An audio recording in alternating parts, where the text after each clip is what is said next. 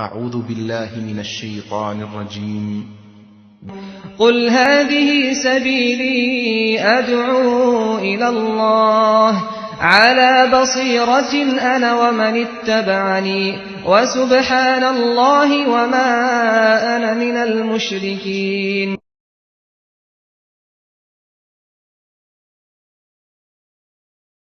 الحمد لله نحمده ونستعينه ونستغفره ونؤمن به ونتوكل عليه ونعوذ بالله من شرور أنفسنا ومن سيئات أعمالنا. من يهده الله فلا مضل له ومن يضلله فلا هادي له،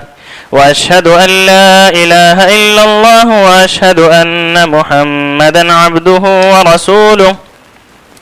أرسله بالحق بشيرا ونذيرا. أما بعد، فإن خير الحديث كتاب الله، وخير الهدي هدي محمد صلى الله عليه وسلم، وشر الأمور محدثاتها، وكل محدثة بدعة، وكل بدعة ضلالة، وكل ضلالة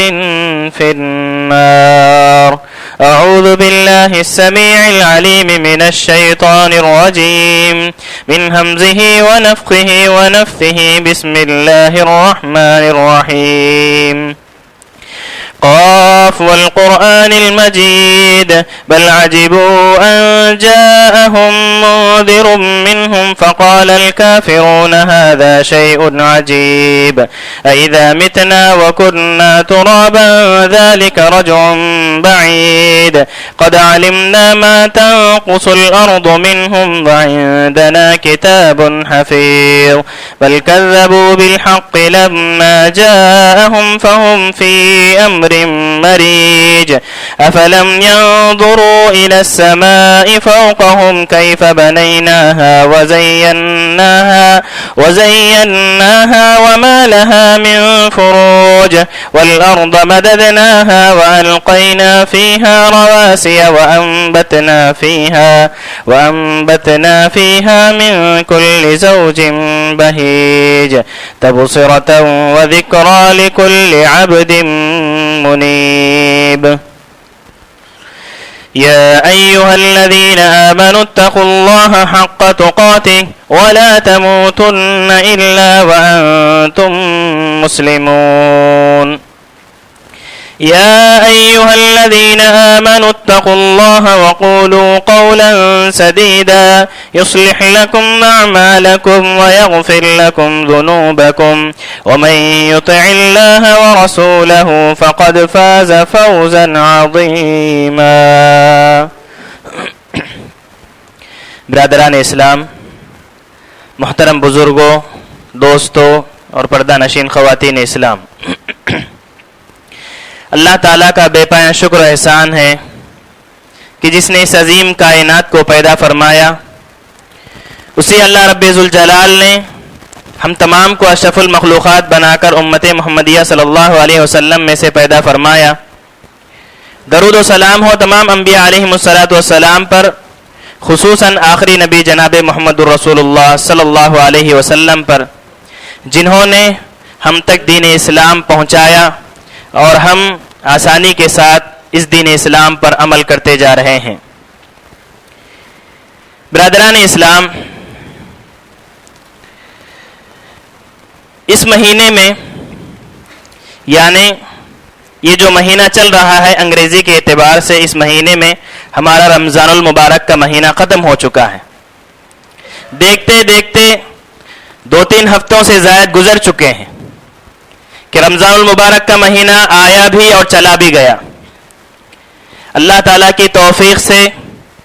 हमने इस रमज़ानुल मुबारक के महीने में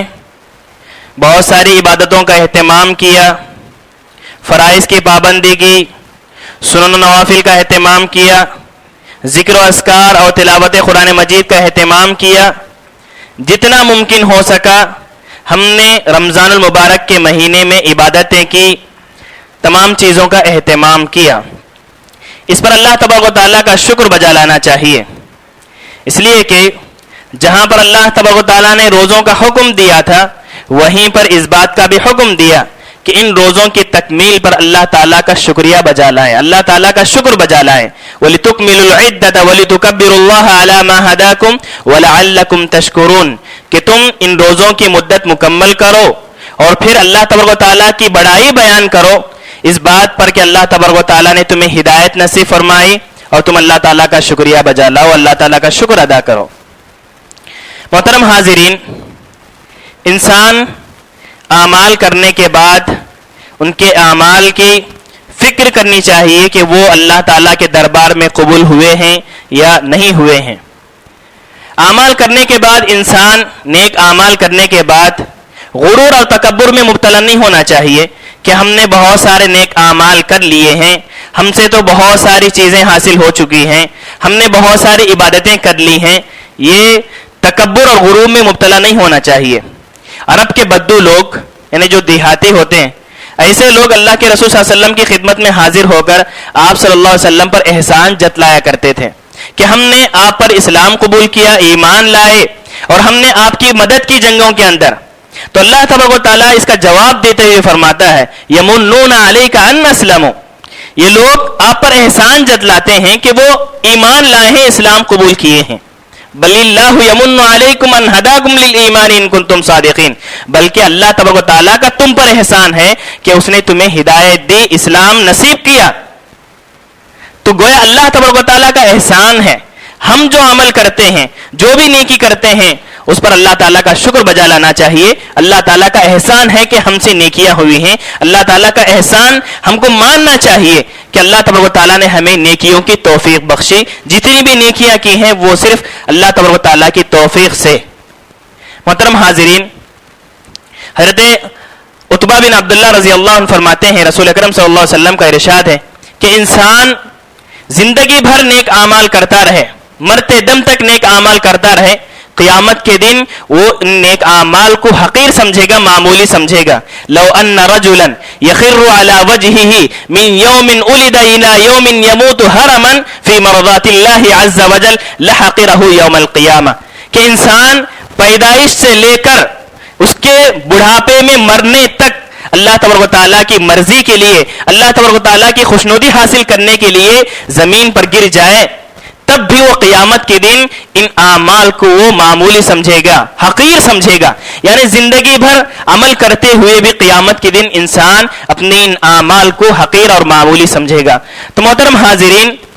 ہم نے جو بھی عبادتیں کی ہیں رمضان المبارک کے مہینے میں ہو یا اس کے بعد جو بھی عبادتیں کر رہے ہیں، ان کی قبولیت کی فکر بھی ہونی چاہیے. حضرت علی رضی اللہ عنہ فرماتے ہیں کہ کونوا القبول العمل اشد اہتمام بالعمل،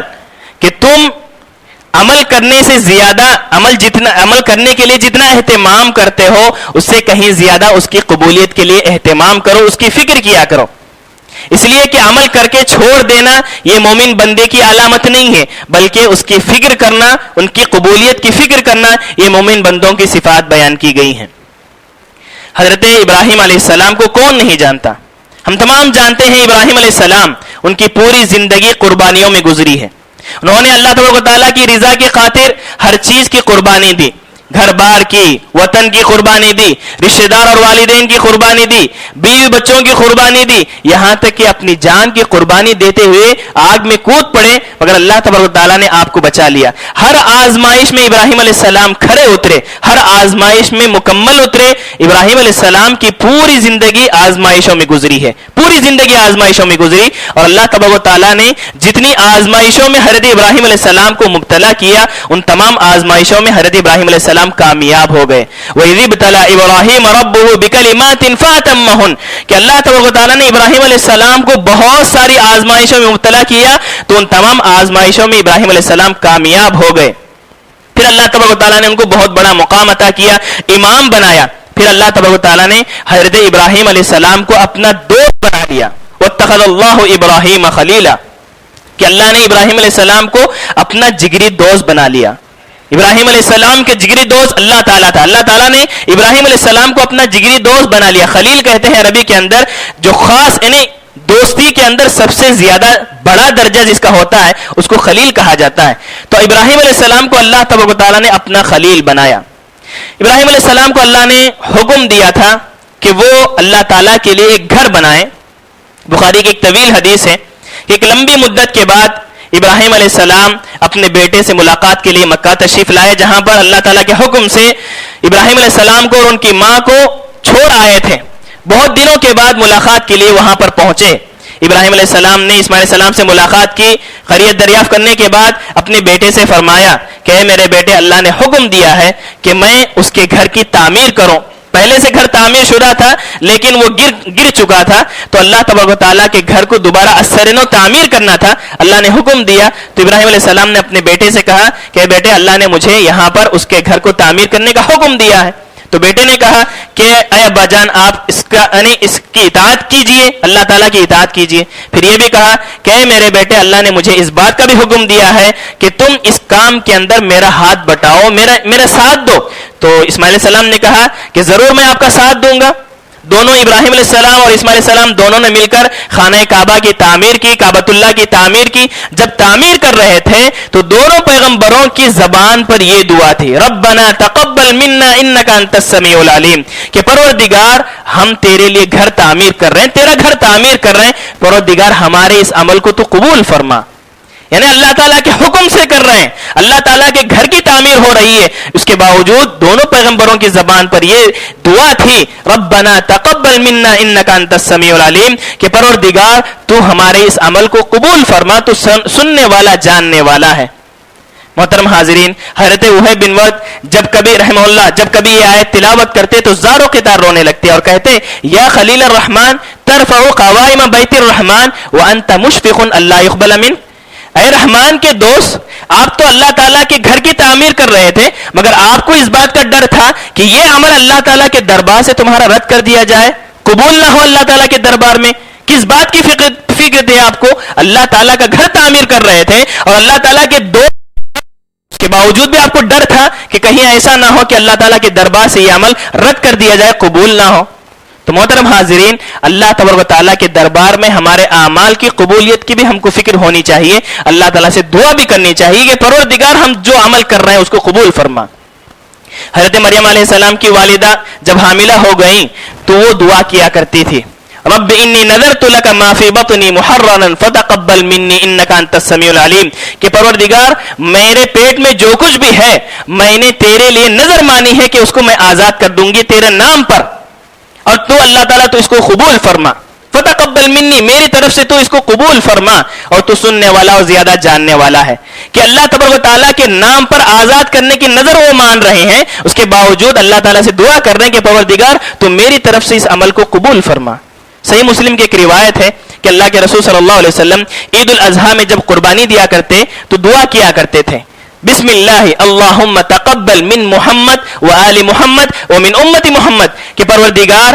میں ذبح کر رہا ہوں، قربانی دے رہا ہوں، تو میری طرف سے یعنی محمد کی طرف سے قبول فرما، محمد کے خاندان کی طرف سے قبول فرما، اور امت محمدیہ کی طرف سے قبول فرما. تو اللہ کے رسول صلی اللہ علیہ وسلم بھی اللہ کے لیے جانور ذبح کرتے ہوئے، قربانی دیتے ہوئے دعا کر رہے ہیں کہ پروردگار تو میری طرف سے، میرے خاندان کی طرف سے اور میری امت کی طرف سے قبول فرما. تو محترم حاضرین، مومن بندوں کی صفات ہیں کہ مومن بندے عمل کرنے کے بعد مطمئن نہیں ہوتے کہ ہمارا عمل ہر حال میں اللہ تعالیٰ کے دربار میں قبول ہو ہی جائے گا، ہم جو بھی کرتے ہیں اللہ تعالیٰ قبول کر لے گا. مطمئن نہیں ہو جاتے بلکہ ڈرتے رہتے ہیں کہ ہمارا یہ عمل اللہ کے دربار میں قبول ہوا کہ نہیں ہوا. ان کو پریشانی لاحق ہوتی رہتی ہے، ہمیشہ مطمئن نہیں رہتے، ہمیشہ پریشان رہتے ہیں کہ کہیں ان کے اعمال جو ہے اللہ تعالیٰ کے دربار سے رد کر دیے جائیں. سورہ مومنون میں مومن بندوں کی بہت ساری صفتیں بیان کی گئی ہیں. ان صفات کے اندر یہ صفت بھی بیان کی گئی تھی کہ اولئک یؤتون ما آتوا وقلوبهم وجلۃ انہم الی ربہم راجعون، کہ ایسے لوگ ہیں جن کو اللہ تبارک و تعالیٰ نے جو کچھ دیا ہے وہ عطا کرتے ہیں، دیتے ہیں، اس کے باوجود بھی ان کو ڈر ہوتا ہے کہ کہیں ایسا نہ ہو کہ اللہ تعالیٰ کے دربار سے یہ عمل ان کا رد کر دیا جائے. وہ ڈرتے رہتے ہیں کہ ہمیں اللہ تعالیٰ کے دربار میں پہنچنا ہے، کہیں ایسا نہ ہو کہ ہمارے اعمال قبول نہ ہو، اللہ تبارک و تعالیٰ کے دربار سے رد کر دیے جائیں. حضرت عائشہ رضی اللہ عنہا نے یہ سن کر آپ صلی اللہ علیہ وسلم سے دریافت کیا کہ اللہ کے رسول وہ کیسے لوگ ہیں؟ اہم الذین یشربون الخمر ویسرقون، کیا ایسے لوگ جو شراب پیتے ہیں، چوری کرتے ہیں، ایسے لوگ کہتے ہیں اللہ تعالیٰ کے دربار میں حاضر ہونے سے؟ تو اللہ کے رسول صلی اللہ علیہ وسلم نے فرمایا لا یا بنت الصدیق، کہ اے بنت صدیق، اے صدیق کی بیٹی نہیں، ایسے لوگ نہیں ہیں، ولکنہم الذین یصومون ویصلون ویتصدقون اولئک یسارعون فی الخیرات وهم يخافون الا يقبل منهم اولئک یسارعون فی الخیرات، اے نہیں ایسے صدیق کی بیٹی، یہ ایسے لوگ یعنی ایسے لوگ ڈرتے نہیں ہیں، کہ جو لوگ ایسے لوگ ہیں جو ڈرنے والے اللہ تعالیٰ کے دربار سے، کیسے لوگ ہیں جو روزہ رکھتے ہیں، نماز پڑھتے ہیں، صدقہ خیرات کرتے ہیں، اس کے باوجود بھی ڈرتے ہیں کہ ان کا عمل قبول نہیں کیا جائے گا، ممکن ہے کہ اللہ تعالیٰ کے دربار سے ان کا عمل رد کر دیا جائے، یہ ایسے لوگ ہیں یسارعون فی الخیرات، ہر کار خیر میں وہ آگے بڑھتے ہیں، تمام خیرات میں یعنی اچھائی کے اعمال میں، تمام اعمال میں وہ آگے بڑھتے رہتے ہیں، اس کے باوجود بھی ان کو ڈر رہتا ہے کہ کہیں ایسا نہ ہو کہ اللہ تعالیٰ کے دربار سے ان کا عمل رد کر دیا جائے۔ محترم حاضرین، اسلاف کرام کے تعلق سے حضرت عبدالعزیز بن رواد فرماتے ہیں رحمہ اللہ، فرماتے ہیں کہ اسلاف کرام کا معاملہ کیا تھا، اعمال کے سلسلے میں ان کا طریقہ کیا تھا، ان کی صفت کیا تھی۔ وہ اسلاف کرام کے تعلق سے لکھتے ہیں، کہتے ہیں کہ اسلاف کرام جو ہے اعمال کرتے تو اس کے بعد ان کی قبولیت کے لیے فکر کیا کرتے تھے، جم کے محنت کرتے، خوب عمل کرتے، اس کے بعد پھر ان کی قبولیت کے لیے فکر مند ہوتے تھے، فکر کیا کرتے تھے کہ ان کا عمل قبول ہوا کہ نہیں ہوا ہے۔ محترم حاضرین، صحابہ کرام کے تعلق سے بھی آتا ہے کہ صحابہ کرام رمضان المبارک کا مہینہ آنے سے 6 مہینے قبل ہے، 6 مہینے قبل ہی اللہ تعالیٰ سے دعا کیا کرتے تھے کہ پروردگار ہم جو ہے رمضان المبارک کا مہینہ ہم کو نصیب فرما۔ پھر جب یہ مہینہ گزر جاتا، جب مہینہ آ جاتا تو خوب جم کے محنت کرتے، اللہ تعالیٰ کی عبادت کرتے، ہر اعتبار سے جو بھی عبادت ممکن ہو سکی وہ عبادت کرتے۔ پھر جب مہینہ ختم ہو جاتا تو پھر اس کے بعد کے پورے مہینے جو ہے ان اعمال کی قبولیت کے لیے فکر مند ہوا کرتے تھے، اللہ تعالیٰ سے دعا کرتے تھے کہ پروردگار ہمارے اعمال قبول فرما، ہمارے ان اعمال کو قبول فرما۔ تو بہرحال ہمیں جو ہے اعمال کر کے مطمئن نہیں ہونا چاہیے کہ ہمارا عمل ہر حال میں اللہ تعالیٰ کے دربار میں قبول ہوگا، ایسا نہیں ہے، کہ ایسا بھی ہو سکتا ہے کہ ہمارے اعمال کچھ رد بھی کر دیے جائیں۔ حضرت عبداللہ بن عمر رضی اللہ عنہ فرماتے ہیں جب یہ آیت پڑھتے تھے وَبَدَا لَهُم مِّنَ اللَّهِ مَا لَمْ يَكُونُوا يَحْتَسِبُونَ، کہ قیامت کے دن اللہ تبارک و تعالیٰ کے سامنے ان کے اعمال کے سلسلے میں کچھ ایسی چیز ظاہر ہوگی کہ وہ جس کو دیکھ کر پریشان ہو جائیں گے، ان کا وہم گمان بھی نہیں ہوگا۔ یعنی ہم جو ہے دنیا کے اندر اچھا عمل کر کے آئے تھے، مگر وہاں جو ہے قیامت کی اس کا الٹا نظر آیا تو بہت پریشان ہو جائیں گے، ان کا گمان بھی نہیں ہوگا کہ ہمارے ساتھ ایسا حال ہوگا۔ تو حضرت عبداللہ بن عمر رضی اللہ عنہ جو ہے زار و خطار روتے اور کہتے کہ کاش اللہ تبارک و تعالیٰ کے دربار میں میری چھوٹی سی ایک نیکی بھی قبول فرما لی جائے، قبول کی جائے، یہ میرے لیے بہت زیادہ بہتر ہے۔ اور پھر یہ آیت تلاوت کیا کرتے تھے انما یتقبل اللہ من المتقین، کہ اللہ تبارک و تعالیٰ نیک بندوں سے، متقی بندوں سے اللہ تعالیٰ ان کے عمل قبول فرماتے ہیں۔ عبداللہ بن مسعود رضی اللہ عنہ فرمایا کرتے تھے کہ کاش ہمیں معلوم ہو جاتا کہ کس کی نیکیاں قبول کی گئی ہیں، کس کے اعمال قبول ہوئے ہیں تو ہم ان کی مبارکبادی دیں گے، اور کن کے اعمال قبول نہیں ہوئے ہیں ہم ان کو جو ہے تسلی دیں گے۔ ایسا اگر معلوم ہو جاتا تو اچھا ہوتا، مگر ہم کو نہیں معلوم ہے کہ کس کے اعمال قبول ہوں گے اللہ کے دربار میں، کن کے اعمال رد کر دیے جائیں گے اللہ تعالیٰ کے دربار سے، ہم کو نہیں معلوم ہوتا ہے۔ محترم حاضرین، صحیح مسلم کی ایک طویل حدیث ہے، مشہور حدیث ہے، آپ جانتے ہیں کہ ہمارے پورے اعمال اللہ تعالیٰ کے دربار میں قبول ہوں یہ ضروری نہیں ہے۔ صحیح مسلم کی حدیث ہے کہ قیامت کے دن سب سے پہلے 3 لوگوں کا حساب ہوگا، 3 لوگوں کا سب سے پہلا حساب ہوگا، اس میں ایک عالم دین بھی ہوگا، اور ایک جو ہے مالدار بھی ہوگا، اور ایک مجاہد بھی ہوگا۔ 3 بڑے بڑے لوگ، یعنی یہ نیکیاں بہت بڑی ہیں، یعنی علم دین حاصل کرنا، اس کو پھیلانا بہت بڑا کام ہے۔ مالدار جو اللہ تعالیٰ کے راستے میں جو ہے اپنا تمام مال خرچ کیا ہوگا، یہ بھی بہت بڑی نیکی ہے، اور جو مجاہد جو اللہ تعالیٰ کے راستے میں اپنی جان کو قربان کیا ہوگا، یہ بھی بہت بڑی نیکی ہے۔ ان تینوں کا حساب و کتاب سب سے پہلے قیامت کے دن ہوگا۔ اللہ تعالیٰ تینوں سے پوچھے گا کہ تم نے کیا کیا۔ عالم دین کہے گا کہ اللہ میں نے قرآن مجید کی تلاوت کی، تیرے پیغام کو دوسروں تک پہنچایا، اور اس کی جو ہے نشر و اشاعت میں ہر ممکن کوشش کی، بہت کچھ کہے گا۔ تو اللہ تعالیٰ کہے گا کہ نہیں، تو جھوٹ ہے، تو جھوٹا ہے، تو جھوٹ کہہ رہا ہے، اس لیے کہ دنیا کے اندر تو نے اس لیے علم حاصل کیا لوگ تیری واہ واہ کریں، لوگ تجھے بہت بڑا عالم سمجھیں، بہت بڑا قاری سمجھیں، یہ دنیا کے اندر تجھے حاصل ہو چکا، لوگوں نے تیری تعریف کی، آج قیامت کے دن تیرے لیے کوئی عمل نہیں ہے، اس کا کوئی جو ہے تجھے ثواب نہیں ملے گا۔ پھر اللہ تعالیٰ مالدار سے پوچھے گا کہ تو نے کیا کیا؟ تو مالدار کہے گا کہ اللہ تعالیٰ میں نے تیرے راستے میں تیری کوئی راہ ایسی نہیں تھی جس میں نے خرچ نہ کیا ہو، میرا پورا مال تیرے راستے میں جہاں بھی خیر کا راستہ ہوتا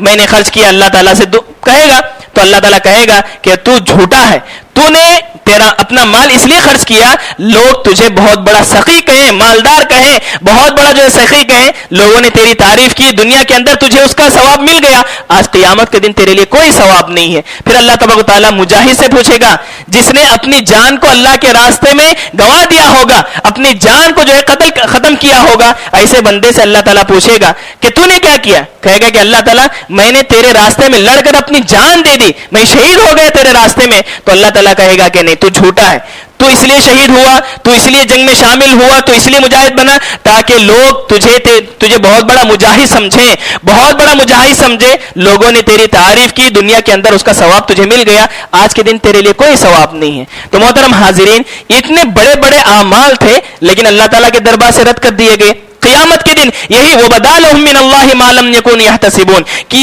یہ لوگ سمجھ رہے تھے کہ ان کے اعمال اللہ تعالیٰ کے دربار میں مقبول ہوئے ہیں، مگر کیا الٹا ظاہر ہوا کہ ان کے اعمال اللہ تعالیٰ کے دربار سے رد کر دیے گئے۔ ایسا بھی ممکن ہے کہ ہم جو نیک عمل کرتے ہیں ہر عمل ہمارا قبول نہیں ہو سکتا، اس لیے قبولیت کی دعا بھی کرنی چاہیے، قبولیت کے لیے فکر مند بھی ہونا چاہیے۔ اللہ تعالیٰ فرماتا ہے قُلْ هَلْ نُنَبِّئُكُم بِالْأَخْسَرِينَ أَعْمَالًا، اے پیغمبر آپ کہہ دیجئے کہ میں تمہیں اعمال کے اعتبار سے سب سے زیادہ جو لوگ نقصان میں ایسے لوگوں کے تعلق سے نہ بتاؤں۔ پھر اللہ تعالیٰ کہتا ہے قُلْ هَلْ نُنَبِّئُكُم بِالْأَخْسَرِينَ أَعْمَالًا الَّذِينَ ضَلَّ سَعْيُهُمْ فِي الْحَيَاةِ الدُّنْيَا وَهُمْ يَحْسَبُونَ أَنَّهُمْ يُحْسِنُونَ صُنْعًا کہ جن کی کوششیں دنیا کے اندر رائگاں ہو گئیں، ضائع اور برباد ہو گئیں، جن کی کوششیں پورے اعمال ضائع ہو گئے ان کے، وہ لوگ سمجھ رہے تھے وَهُمْ يَحْسَبُونَ أَنَّهُمْ يُحْسِنُونَ صُنْعًا، یہ لوگ سمجھ رہے تھے کہ وہ بہت ہی اچھا کر رہے ہیں، انہوں نے بہت ہی اچھا کیا ہے، یہ لوگ سمجھ رہے تھے، لیکن اللہ تعالیٰ کہتا ہے کہ یہ ان کے اعمال پورے غارت ہو گئے، برباد ہو گئے، انہوں نے اللہ تعالیٰ کی آیتوں کا انکار کیا، اللہ تعالیٰ کی ملاقات کا انکار کیا، اس لیے اللہ تعالیٰ نے ان کی نیکیاں ضائع کر دی، برباد کر دی۔ تو گویا اعمال کے اعتبار سے ایسے لوگ نقصان میں ہیں جو عمل کر کے مطمئن ہو جاتے ہیں کہ ہمارے اعمال مقبول ہو گئے ہیں اور اس کے تعلق سے کوئی فکر نہیں ہوتی۔ تو محترم حضرات، اعمال کی قبولیت کی فکر بھی ہونی چاہیے، اور کیسے اعمال قبول ہوتے ہیں، کن لوگوں سے اللہ تعالیٰ عمل قبول کرتا ہے، اس کی بھی شرائط بیان کی گئی۔ پہلی شرط یہ بیان کی گئی کہ اللہ تبارک و تعالیٰ ایسے عمل کو قبول فرماتا ہے جو کہ اخلاص کے ساتھ کیا گیا ہو۔ اللہ تعالیٰ فرماتا ہے اولئک الذین نتقبل عنہم احسن ما عملوا کہ ہم ایسے لوگوں سے اعمال قبول کرتے ہیں جنہوں نے اچھا عمل کیا، اور مفسرین لکھتے ہیں کہ اچھے عمل سے مراد اخلاص کے ساتھ کیا گیا عمل ہے، کہ جو آدمی جو بندہ اخلاص کے ساتھ، کوئی ریاکاری نہیں، کوئی دکھاوا نہیں ہے، بلکہ صرف اللہ تعالیٰ کے لیے خالص ہو کر عبادت کرتا ہے، ایسے نیک لوگوں کے اللہ تبارک و تعالیٰ، ایسے مخلص لوگوں کے اللہ تبارک و تعالیٰ اعمال قبول فرماتا ہے۔ ایک اور شرط بیان کی گئی اعمال کی قبولیت کے سلسلے میں کہ وہ سنت کے مطابق ہو، اللہ کے رسول صلی اللہ علیہ وسلم کے بتائے ہوئے طریقے کے مطابق ہو تو ایسا عمل ہی قبول ہوگا۔ اگر اللہ کے رسول کے بتائے ہوئے طریقے کے مطابق نہ ہو تو کتنا بھی بڑا عمل ہو، کتنا بھی نیک عمل انسان سمجھ لے، وہ عمل بیکار ہو جائے گا، وہ اللہ کے دربار میں قبول نہیں ہوگا۔ کہ اللہ کے رسول کے بتائے ہوئے طریقے کے مطابق ہی اگر وہ عبادت کرے تو وہ عبادت قبول ہوگی، اللہ کے رسول کے طریقے سے ہٹ کر کتنا بھی نیک عمل کرے وہ اللہ کے دربار سے رد کر دیا جائے گا، اللہ تعالیٰ کے دربار میں قبول نہیں ہوگا۔ اللہ کے رسول نے فرمایا کہ ان الرجل لیصلی 60 سنۃ کہ ایک شخص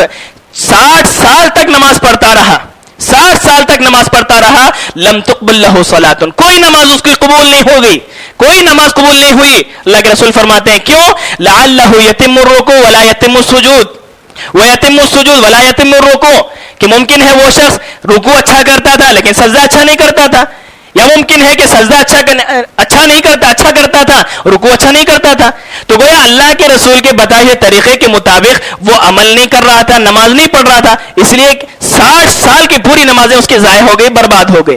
تو بتانا مقصود یہ ہے کہ سنت کے مطابق جو عمل کیا جائے ایسا عمل ہی اللہ تعالیٰ کے دربار میں قبول ہوگا، گرچہ کہ اگر سنت کے مطابق نہ ہو، کتنا بڑا عمل بھی ہو، اللہ کے دربار سے رد کر دیا جائے گا، اللہ تعالیٰ کے دربار میں وہ عمل قابل قبول نہیں ہوگا۔ پھر اللہ تبارک و تعالیٰ نے ایک اور شرط بیان کی کہ اللہ تبارک و تعالیٰ متقیوں سے اعمال قبول فرماتے ہیں، انما یتقبل اللہ من المتقین، کہ جو بندہ متقی ہوگا ایسے بندوں کے اعمال ہی اللہ تعالیٰ کے دربار میں قبول ہوں گے، ایسے اعمال، ایسے لوگوں کے اعمال ہی قبول ہوں گے جو کہ اللہ تعالیٰ کا تقوی اختیار کر کے عمل کر رہے ہوں گے۔ تو محترم حضرات، یہ 2-3 شرائط بیان کی گئے ہیں اعمال کی قبولیت کے سلسلے میں۔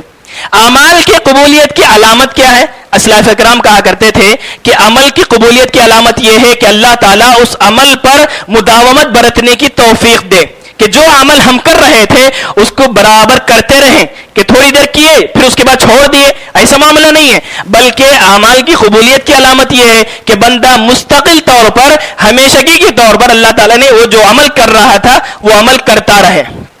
پھر اسلاف کرام کہا کرتے تھے کہ عمل کی قبولیت کی علامت یہ ہے کہ بندہ جو عمل کر رہا تھا وہ عمل مستقل کرتا رہے، اللہ تعالیٰ اس کی توفیق دے، پھر اس کے بعد بھی وہ عمل کرتا رہے، کبھی وہ نہ چھوڑے۔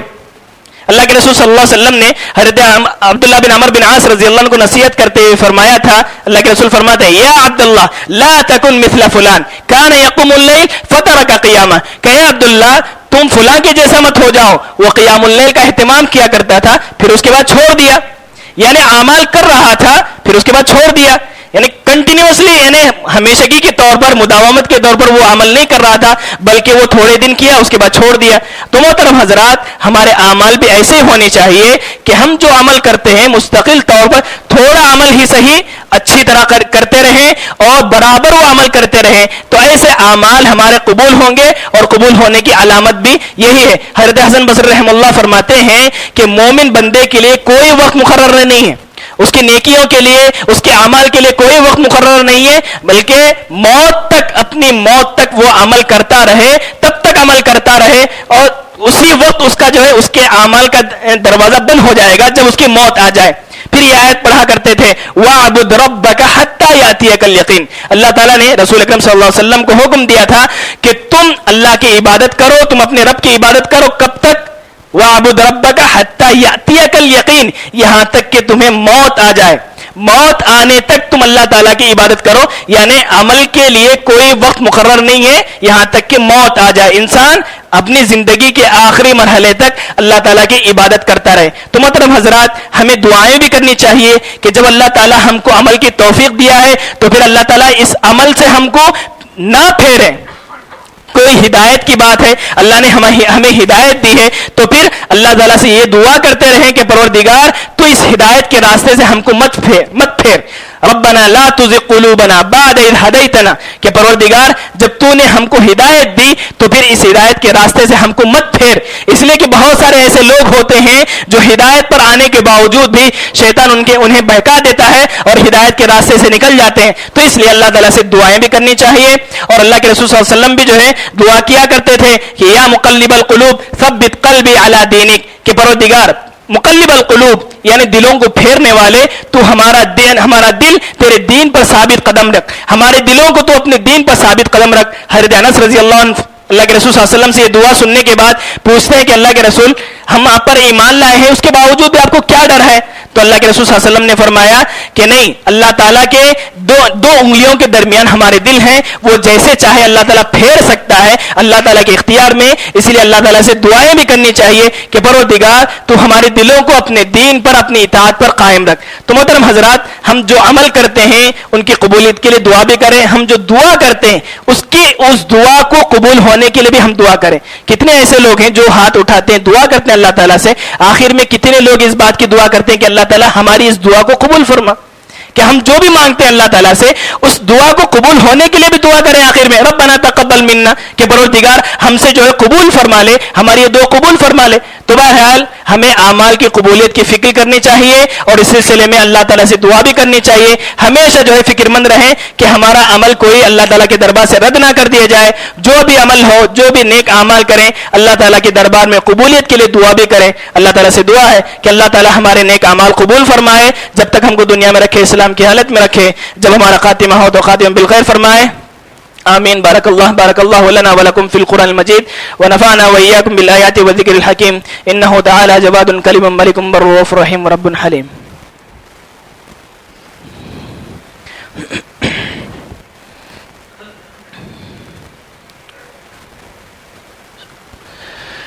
الحمد لله نحمده ونستعينه ونستغفره ونؤمن به ونتوكل عليه ونعوذ بالله من شرور أنفسنا ومن سيئات أعمالنا من يهده الله فلا مضل له ومن يضلله فلا هادي له وأشهد أن لا إله إلا الله وأشهد أن محمدا عبده ورسوله أرسله بالحق بشيرا ونذيرا. أما بعد فإن خير الحديث كتاب الله وخير الهدي هدي محمد صلى الله عليه وسلم وشر الأمور محدثاتها وكل محدثة بدعة وكل بدعة ضلالة وكل ضلالة في النار. أعوذ بالله من الشيطان الرجيم. إن الله وملائكته يصلون على النبي يا أيها الذين آمنوا صلوا عليه وسلموا تسليما. اللهم صل على محمد وعلى آل محمد كما صليت على إبراهيم وعلى آل إبراهيم إنك حميد مجيد. اللهم بارك على محمد وعلى آل محمد كما باركت على إبراهيم وعلى آل إبراهيم إنك حميد مجيد. اللهم انصر من نصر دين محمد صلى الله عليه وسلم واجعلنا منهم آمين واخذل من خذل دين محمد صلى الله عليه وسلم ولا تجعلنا منهم آمين. عباد الله رحمني ورحمكم الله إن الله يأمر بالعدل والإحسان وإيتاء ذي القربى